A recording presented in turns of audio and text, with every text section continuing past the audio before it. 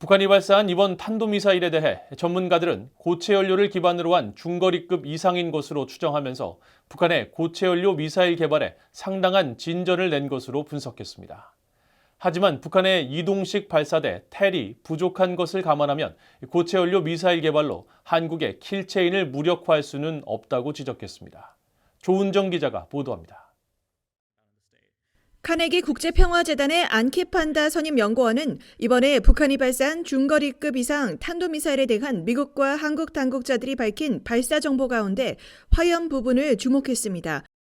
그러면서 고체 연료 미사일의 화염은 액체 연료 미사일의 화염과 다르다면서 이번 미사일은 고체 연료를 기반한 것으로 분석했습니다.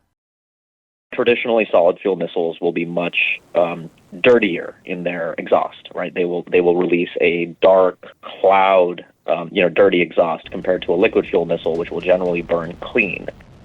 판다 연구원은 이어 고체 연료는 액체 연료보다 미사일의 상승 속도를 빠르게 한다면서 미국이 적외선 위성으로도 확인했을 것이라고 설명했습니다. 그러면서 북한이 2017년부터 고체 연료 미사일 개발을 본격화한 뒤 지난해 12월에는 대출력 고체 연료 발동기의 지상 분출 시험에 나서는 등 많은 진전을 냈다고 분석했습니다. So across all of these technologies, the North Koreans have been steadily making progress, leading to a point now where they may be ready to begin flight testing long-range solid fuel missiles.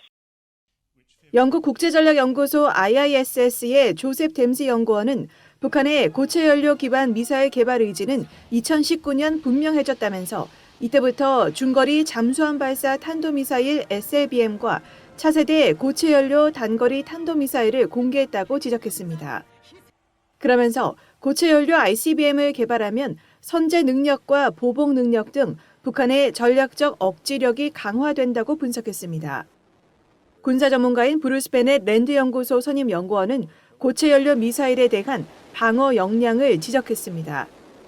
북한이 연료 주입 시간을 단축해 기습 공격에 용이한 고체 연료 미사일을 개발해도 한국의 킬체인으로 충분히 막을 수 있다고 분석했습니다. If North Korea really has 3 to 5 missiles or more per launcher, then even after the first missile has been launched, North Korea still got other missiles. It's very important that we try to kill that launcher and that we find those other missiles and destroy them before they can be even put on the launcher.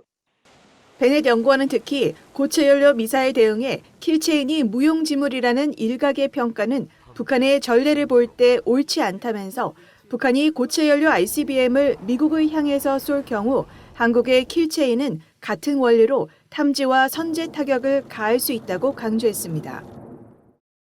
이런 가운데 북한은 이번에 발사한 미사일은 고체 연료를 사용한 신형 ICBM 대륙간 탄도미사일이라고 밝혔습니다.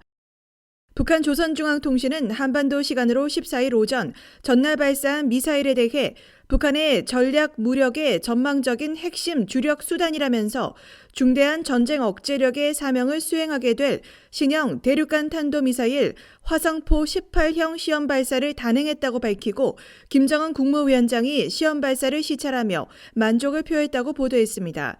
VOA 뉴스 조은정입니다.